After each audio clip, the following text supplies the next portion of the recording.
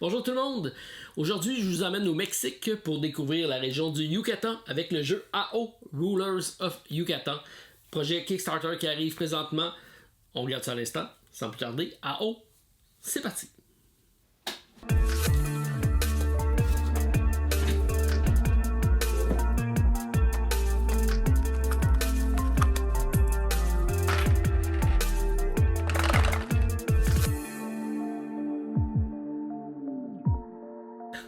Alors, bien content de vous retrouver aujourd'hui pour la présentation de ce tout nouveau projet qui arrive sur Kickstarter. On parle de AO, Rulers of Yucatan, de la compagnie Apeiron Game. C'est un nouveau produit qui arrive sur Kickstarter, premier jeu de la compagnie, qui ont bien fait les choses. Ils se sont associés avec un professeur d'université américaine pour avoir un peu plus d'historique sur le jeu.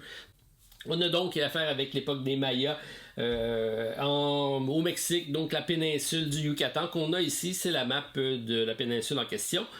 On a un jeu qui a beaucoup de matériel sur le plateau, donc je vais prendre la peine de vous le montrer, mais je vais commencer par vous dire qu'il s'agit d'un prototype, donc sachez que ce que vous voyez ici, ce n'est que le prototype du jeu, ça risque de changer durant la campagne, et également, il va peut-être avoir des petites modifications de règles lorsque vous recevrez la copie, mais vous allez comprendre essentiellement comment ça se joue. Alors, c'est un jeu donc de 90 à 120 minutes. Ma première partie de découverte a été un peu longue. 1 à 5 joueurs. Il y a une partie solo de disponible, 14 ans et plus. Alors, c'est un jeu de majorité dans lequel on va avoir une construction de cité. On va avoir un plateau personnel qui représente une pyramide qu'on va pouvoir comme ça construire. Donc, on a notre plateau personnel avec différents marqueurs. Donc, on a une série de meeples à notre couleur. On a également un jeu de cartes qui représente tout simplement des cartes de 1 à 6, principalement les régions du plateau. Donc, je suis du côté 2 à 3 joueurs. Donc, présentement, j'ai seulement 5 régions. Ils sont marquées ici. Donc, 1, 2, 3, 4 et 5 sont des secteurs de cette région-ci. On a également une carte 6, puisque de l'autre côté, j'ai la version 4-5 joueurs. Et on a une 6e région qui apparaît à ce moment-là. Mais on utilise toutes les cartes parce que les cartes, on va les utiliser pour deux choses. Se positionner, mais également pour déterminer notre force. Donc, on va pouvoir combattre dans ce jeu-ci parce qu'on a un jeu dans lequel on va jouer du coude pour occuper le territoire. Alors, ce qui est la beauté du jeu également, c'est que tous les composants du jeu sont placés aléatoirement, donc vous ne devrez jamais avoir la même partie d'une fois à l'autre. Donc on a les différents secteurs avec des villes, c'est toutes des villes très connues, donc on parle de Tikal ici, qui est une des premières fouilles archéologiques, Tulum, qui est sur le bord de la mer, que j'ai eu la chance de visiter, Chichén Itzá, la plus grande des pyramides de la péninsule. Alors, c'est des endroits que j'ai moi-même visités. Sachez que j'ai une affinité avec le jeu, puisque, bon, vous voyez ici un de mes masques, j'ai rapporté donc ça du Mexique. C'est à part les États-Unis, c'est probablement le pays que j'ai le plus visité pour la découverte archéologique, donc qui m'intéresse grandement. Donc, on va avoir nos différentes villes et on va placer ici sur les villes des dieux. Donc, on va avoir ici les différents dieux qui sont présents à l'époque et on va pouvoir, comme ça, donc composer un plateau qui va être très aléatoire d'une fois à l'autre. On va également placer dans un sac ici, j'ai énormément de jetons qui représentent également les fameuses silhouettes des dieux avec des couleurs différentes. C'est ce qu'on va utiliser pour construire notre pyramide. Donc, on a une construction de pyramide et c'est ce qui met fin à la partie. Donc, lorsqu'on va avoir le premier joueur qui complète sa pyramide, on termine et on fait le dernier marquage. Sinon, ça fonctionne en 3 rounds, donc c'est des catons, qui est essentiellement donc 3 années si on veut, et on va comme ça, c'est une autre condition de fin de partie. Si on arrive à la fin de la 3e année, on va mettre fin également à la partie et procéder au décompte. Alors, on va avoir également des sites de production qui sont tous piochés aléatoirement, qui vont être dispersés un peu partout dans la ville, dans la péninsule. On a ici des artefacts qu'on va pouvoir ramasser, donc c'est soit des masques, comme vous voyez ici, ou des petites statuettes. C'est un set collection dans ce cas-là, donc si on fait des combinaisons de 2, on peut aller de 2 à 29 points, je pense, donc il y a beaucoup de points à faire, mais ça prend beaucoup de patience pour les construire. On peut également aller construire des bâtiments qui sont ici. Donc j'ai une pile de bâtiments qui vont être des bonus de fin de partie ou des bonus en cours de partie qu'on pourra construire également. Et on a ici des pouvoirs également de région dès qu'on va avoir pris possession d'une région, ce qui veut dire d'avoir placé des ouvriers tout autour de ce secteur-ci. On va récupérer le bonus et ça sera un bonus qu'on pourra prendre. Bref, vous voyez qu'il y a énormément de choses. C'est pas terminé. On a également nos dieux qui sont ici. Donc on a des pouvoirs avec les dieux qui sont associés. C'est des façons de marquer différentes. Donc selon l'étage de notre pyramide, selon notre degré de combat et de notre piste de combat. Donc on a également une piste ici qui, à chaque fois qu'on va gagner un combat, on va avancer notre jeton ici, on va avoir des bonus qui vont apparaître. Et c'est même une condition ici pour marquer des points. Alors ici, on a une course pour pouvoir s'installer. Le premier qui va aller faire une invocation du dieu va pouvoir aller positionner son marqueur sur la case la plus près du dieu. Donc on voit que la case la plus près dans ce côté de plateau-ci va marquer immédiatement 3 points. Donc on va avoir un marqueur de points ici qu'on va pouvoir avancer. Le deuxième va faire un point, le troisième n'en fera pas. Par contre, c'est des points qu'on met ça en bonus lorsqu'on place nos marqueurs.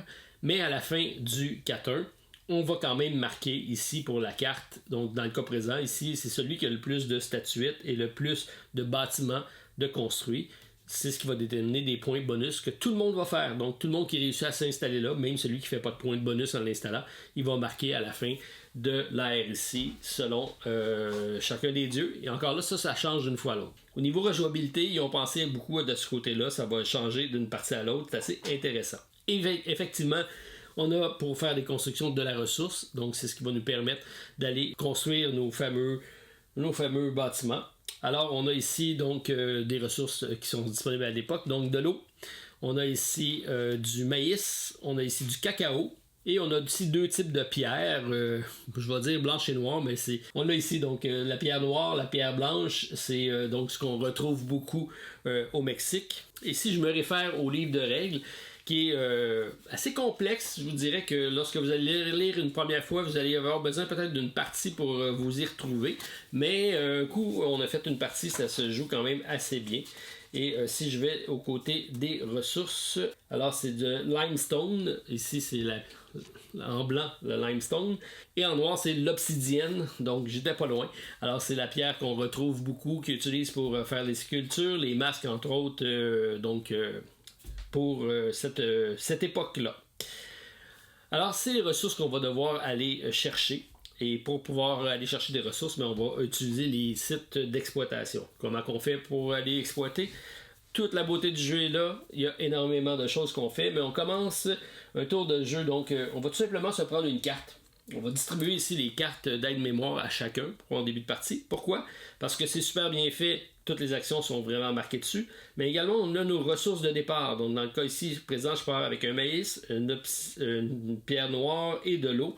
Alors, je prends les 3 ressources ici que je mets près de mon plateau. C'est ce qui me permettra de déterminer mes ressources de départ. Donc, on voit qu'ils sont tous différentes. Alors, ça aussi, c'est bien passé à ce niveau-là. Ensuite, on va avoir chacun un marqueur universel comme ça qui va être disposé aléatoirement. Donc moi ici j'ai le dragon qui sera mon personnage de départ. Et on voit qu'il y a toutes les couleurs, donc il y a une combinaison de couleurs également, parce que lorsqu'on va mettre nos jetons ici des dieux, ça va nous permettre de les invoquer, mais ça va également permettre de faire des points si on maximise. Donc si on a des dieux de même nature ou de même couleur, on va marquer des points. On regarde tout simplement ici la carte. L'action c'est très simple, donc on a ici la première action, c'est de sélectionner 2 cartes. Donc tout le monde va avoir son paquet de cartes. On va décider dans quel secteur on va aller interagir. Donc je vais prendre une carte pour le secteur et une carte pour la force. Donc, ma main de carte va toujours être cachée. Je vais les choisir aléatoirement. Tout le monde va faire pas aléatoirement, mais on choisit nos cartes. Et je vais décider de quelle région je vais aller et de combien je vais me battre dans le jeu. Donc, ici, c'est ma force. La force va être déterminante lorsqu'on va être les deux, qu'on va se disputer le même territoire. À ce moment-là, si mon adversaire, un de mes adversaires, ou même mes adversaires font la même chose que moi, on va dévoiler. Là, on dit que mon marqueur, donc dans le présent, je suis en orange ici. Je m'en vais dans le secteur 1 qui est ici. Et j'ai une force de 6. Alors, si je suis le plus fort, les autres qui vont avoir pris le même secteur vont devoir battre en retraite. Donc, ils vont aller dans un secteur connexe qui vont pouvoir... donc, on voit qu'il y a des secteurs, celui-ci il touche, celui-ci il touche. Et c'est comme ça qu'ils vont être repoussés par celui qui est plus fort. Et comme j'aurai gagné un combat, c'est tout simple comme ça, on va monter le marqueur et on va faire le bonus qui est ici. Dans le cas présent, c'est récupérer une des statuettes qui est ici au marché. Donc les statuettes, je vous ai dit, il y en a c'est des masques, il y en a c'est des statuettes, et il y en a qui sont pour les deux. Et c'est chaque paire qui compte. Donc si j'ai cette combinaison-là à la fin, j'ai une paire, j'ai deux paires grâce à celle-ci. Donc ça peut être intéressant, c'est sûr qu'on va courir après celle-là en premier parce que c'est plus payant pour faire nos combinaisons. Donc si je vais à l'autre, je réussis à marquer, je vais aller me chercher un cube au marché. Donc c'est différentes façons donc d'aller chercher des bonus, mais à chaque fois qu'on remporte un combat, on va monter ici avec le marqueur.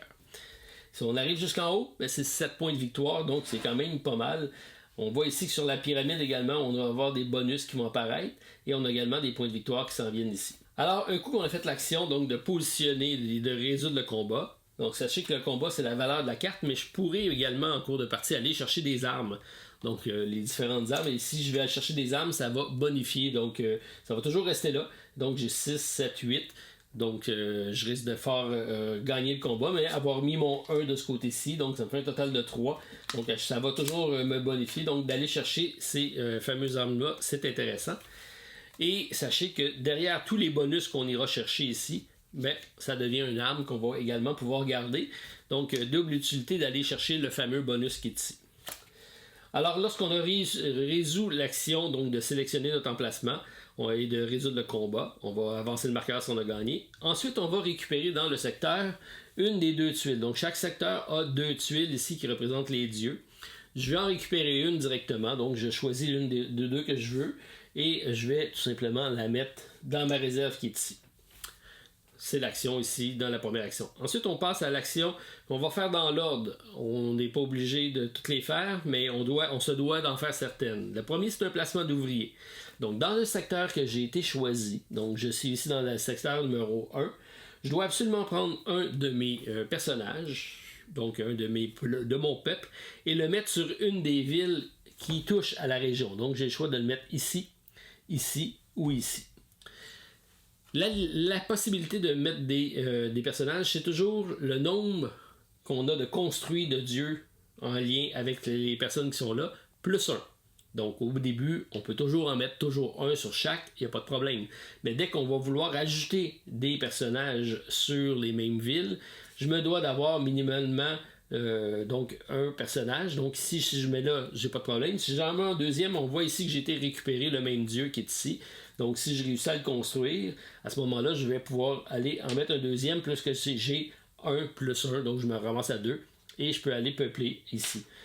C'est intéressant parce que les villes qui auront le plus de personnages seront des villes qui auront des points de bonus en fin de partie, et c'est celui qui est majoritaire qui va l'avoir. Donc une question de majorité sur les villes. En plus de ça, c'est ce qui nous permet d'aller chercher des ressources. On va y revenir. Alors donc j'ai positionné sur un de mes personnages ici. Je peux, donc c'est le nombre de ma pyramide plus 1, donc c'est très bien résumé. Ensuite, sur l'emplacement que j'ai réussi à aller, donc je me suis positionné ici, on voit que je peux invoquer un dieu. Et là, on regarde le dieu en question, donc ici, on voit que ça va me donner... L'invoquer, ça veut dire d'aller positionner son marqueur si je réussis à l'invoquer. Pour l'invoquer, je me dois d'avoir dans ma pyramide au moins un personnage qui est de même nature, donc un dieu de même nature. Dans le cas présent, donc avoir eu celui-ci, on voit que je suis à la même place, donc je peux aller mettre mon marqueur ici, ce qui me permet donc d'aller faire 3 points. Je vais immédiatement avancer de 3 puisque je me suis positionné, et je me positionne ici pour marquer selon l'étage, le nombre de tuiles à la fin de l'ère. Donc, si j'ai plusieurs tuiles de construites, c'est des points que je vais aller me chercher durant la fin de cette ère-là. Donc, on a ici la possibilité. Ça, c'est pour aller chercher les points de fin de partie. Mais quand on dit ici d'aller invoquer le dieu, on va voir le pouvoir des dieux, et chaque dieu a un pouvoir spécial. Dans le cas de celui-ci, ça me permet d'aller chercher un cube de ressources de la couleur du dieu que j'ai invoqué. Donc ici, je suis en bleu. Je vais aller me chercher un bleu supplémentaire que je vais aller mettre dans ma réserve.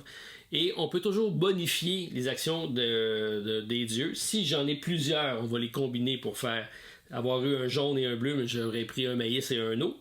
Mais si j'ai des cartes en main, je peux également les additionner. Donc, si j'ai des tuiles, je pourrais défausser des tuiles pour aller augmenter la valeur et là, combiner pour faire des actions plus fortes. Donc, c'est tout le temps les mêmes actions, mais plus fortes.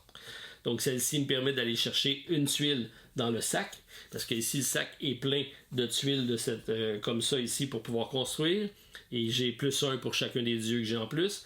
Des ressources, on en a vu ici. Celui-ci va me permettre d'aller déplacer des paysans. Donc, on va pouvoir les déplacer de ville.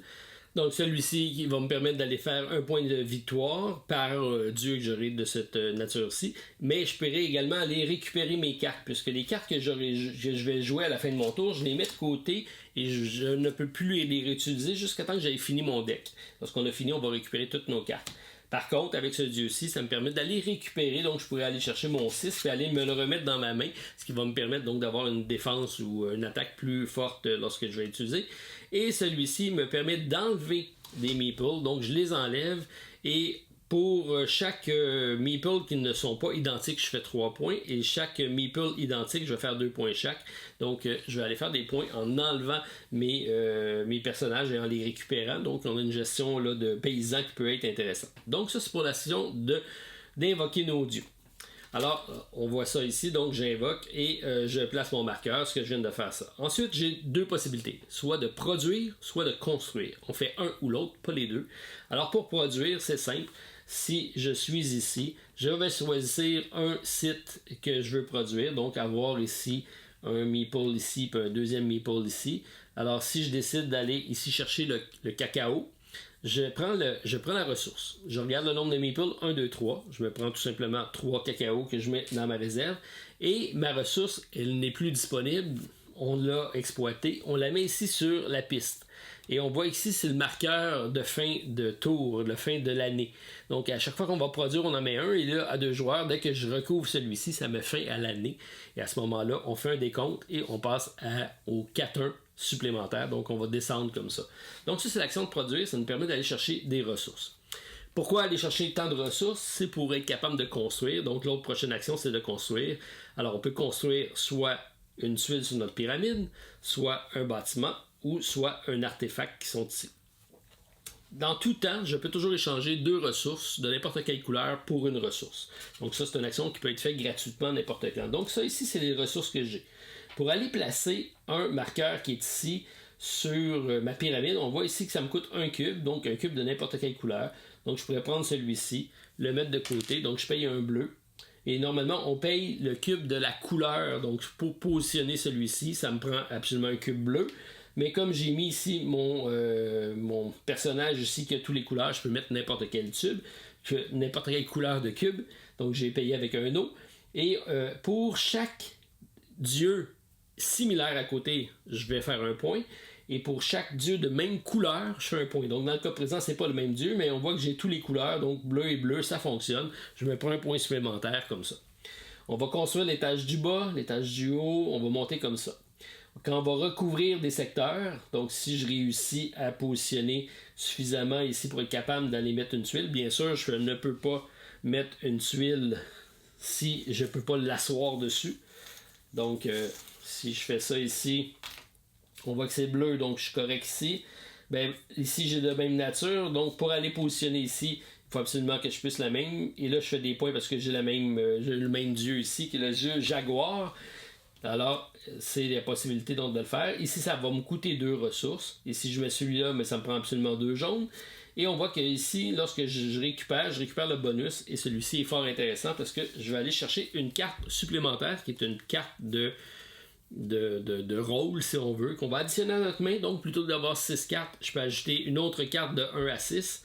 Et en plus, ils ont tous un pouvoir quand je vais la jouer. Donc ici, j'ai le constructeur, le maître constructeur, qui va me donner un escompte d'un cube pour toutes mes actions de construction.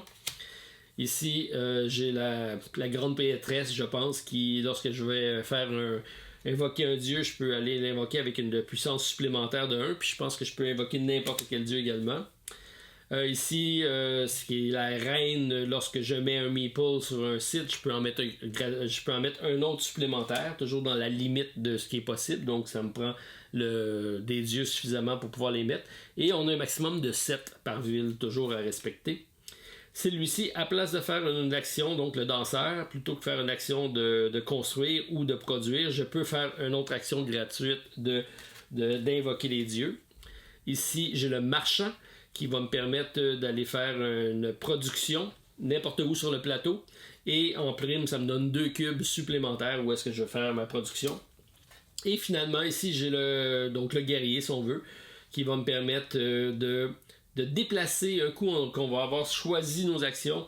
Je peux l'utiliser pour déplacer, même si j'avais sélectionné le 1, je regarde où ce que mes adversaires sont, je décide d'aller sur le même site que lui parce que je sais que je suis plus fort et je peux l'attaquer pour monter sur ma piste ici et faire des actions bonus. Alors c'est le personnage qui est là.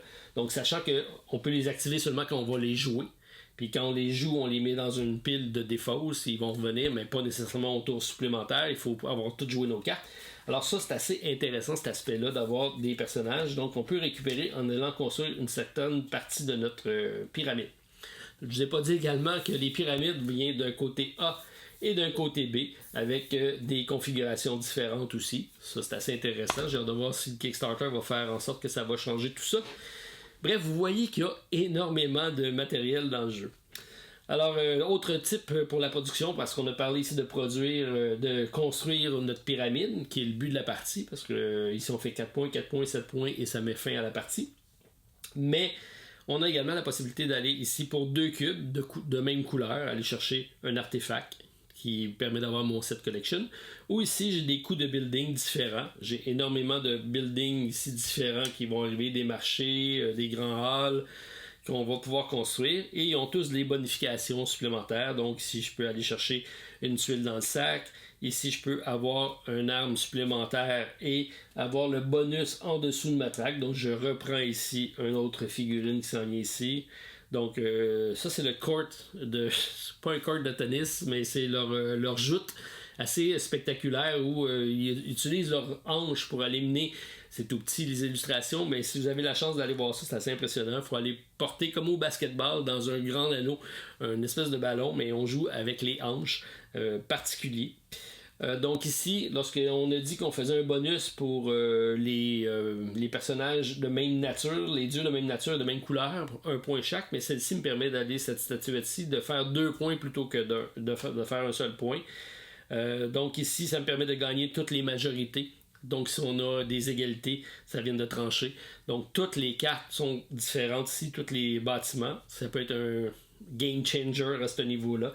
Donc qui va bonifier notre expérience. Alors, j'ai parlé des bonus ici, les fameux bonus. Pour remporter le bonus, je dois être présent dans chacune des villes autour de la région pour pouvoir remporter. Donc, on voit ici que j'ai tous des personnages autour de la région. Le premier qui l'a va remporter ça, va faire le bonus. Donc, si ça me permet d'aller placer un personnage n'importe où sur le plateau, je le tourne de côté et je me mets une arme supplémentaire qui va augmenter mes forces d'attaque, tout simplement. Lorsqu'on a tout le monde joué, on va récupérer nos rulers, nos personnages vont rester sur place, on va remettre des tuiles, donc on va piocher dans le sac des fameux dieux qu'on va remplacer pour remettre le plateau prêt à jouer. Les sites de production ne sont pas remplacés, ils vont être remplacés seulement lorsqu'on va faire un décompte. Et on va comme ça continuer de ronde en ronde jusqu'à temps qu'on arrive au site de production, ou qu'il reste seulement 5 tuiles de production sur le plateau. À ce moment-là, on fait un décompte, les décomptes de points, donc on va marquer ici selon les différentes choses. Donc, celui qui a le plus de cubes, celui qui est le plus haut sur sa pyramide. Puis là, c'est pas que la personne qui est là, c'est celui parmi tout autour de la table qui a le plus de tuiles de construction sur sa pyramide. Ça va être c'est ce qui va déterminer le nombre de points que le dieu va marquer, et tout le monde qui est présent ici va marquer les points, et ensuite on va récupérer les marqueurs ici. C'est à refaire à chaque 4-1. On va devoir refaire ici notre positionnement, donc ça aussi c'est assez stratégique. Ici on marque selon le nombre d'armes et selon la position de notre marqueur ici. Ici on va marquer les 2 villes avec le plus de meeples vont marquer des points, et ici celui qui a le plus de bâtiments et d'artefacts. Donc, c'est la façon de marquer à ce niveau-ci. Il y a d'autres petites façons de marquer. Après ça, on va remplacer les bâtiments manquants, on va remplacer les artefacts manquants, on va recommencer en changeant de 4-1 et recommencer comme ça un autre. On va repositionner les tuiles qu'on va avoir ici enlevées. On va les prendre, on va les mélanger face cachée et on va les repositionner sur le plateau pour pouvoir avoir des nouveaux sites de production.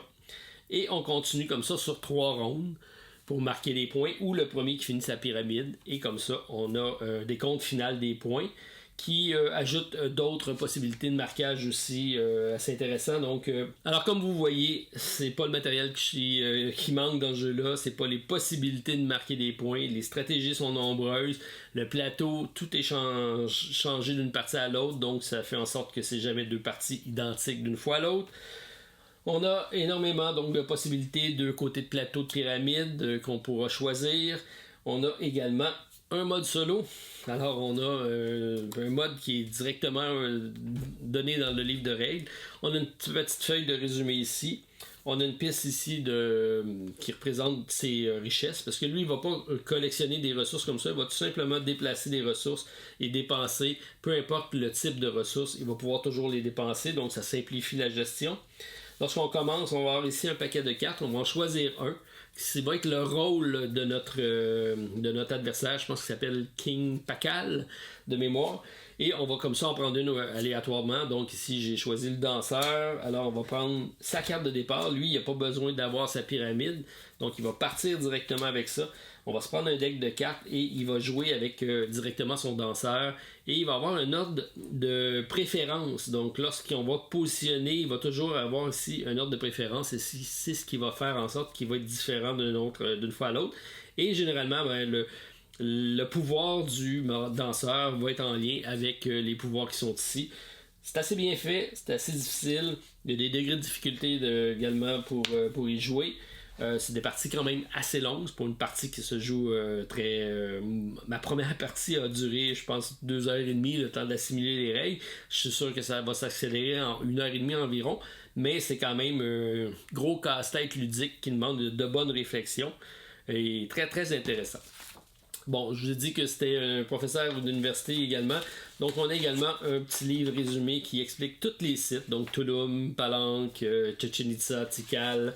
Alors, il nous explique qu'est-ce qu'il y en est, les différents palaces qu'on va découvrir ici, les bâtiments. On a l'explication à quoi ça servait. Donc, beaucoup d'informations très importantes, même ici au niveau des dieux. Tu vois, le dieu Jaguar, le dieu Kukulkan, le dieu God of Sun, donc le dieu soleil, le dieu de la pluie, et Tiamat. Donc, on a l'historique de tous ces personnages-là qui sont bien implantés dans le jeu. Bref, je pense que vous avez compris que j'ai apprécié ce jeu-ci. C'est un univers d'ailleurs que j'affectionne parce que j'ai visité les sites, j'ai trouvé ça intéressant, intriguant. Et là, j'ai quelqu'un qui arrive avec un jeu qui a pas pris un jeu puis qui a plaqué quelque chose dessus. C'est pas un univers guerrier, il y a beaucoup de références aux dieux, à la culture, aux ressources respectées. Bref, il y a un grand respect, je pense, de l'histoire par ce jeu-ci. Et j'aime beaucoup donc les cartes avec les 2 actions possibles, les jeux majorité. C'est sûr que comme c'est un jeu de majorité, c'est toujours préférable d'y jouer à plusieurs. Pour ça, 2 ici sur une map à 5, je pense que l'intérêt c'est d'aller du côté 3, 4, 5, plus il y a de joueurs, plus ça devient corsé, je pense. Par contre, le solo fonctionne bien, j'y ai joué, j'ai eu de la difficulté à le vaincre, mais on a plus de place à se faufiler et à avoir moins de confrontation, il y a un peu moins de combats à ce niveau-là. Puis les combats, il n'y a pas... On s'entend, c'est le plus haut qui gagne. On peut rajouter des cartes de combat ici pour avoir une majorité. Sinon, on augmente tout simplement notre marqueur, on fait un bonus et c'est tout simplement comme ça. En espérant se rendre ici jusqu'en haut pour faire un 7 points supplémentaires. On va progresser sur notre charte. Belle conception de jeu. Pour un premier jeu, félicitations. Ça a été longuement réfléchi. Beau respect de la culture. Donc, AO Rulers of Yucatan. Si ça vous intéresse, je vous invite à aller jeter un coup d'œil sur Kickstarter. C'est présentement disponible. Je mettrai un lien dans la description pour aller consulter la campagne. Alors, félicitations à l'équipe. Je vous invite à aller jeter un coup d'œil puis laissez-moi un commentaire ce que vous en pensez. Peut-être une démonstration d'une partie solo. Je suis sûr que vous allez me le demander. Laissez à trouver le temps parce que c'est quand même une longue partie. Mais comme j'avais aimé mes premières expériences, pourquoi pas. Alors, c'était ma présentation de AO Rulers of Yucatan, disponible sur Kickstarter présentement. On se revoit bientôt. Bye tout le monde. À la prochaine.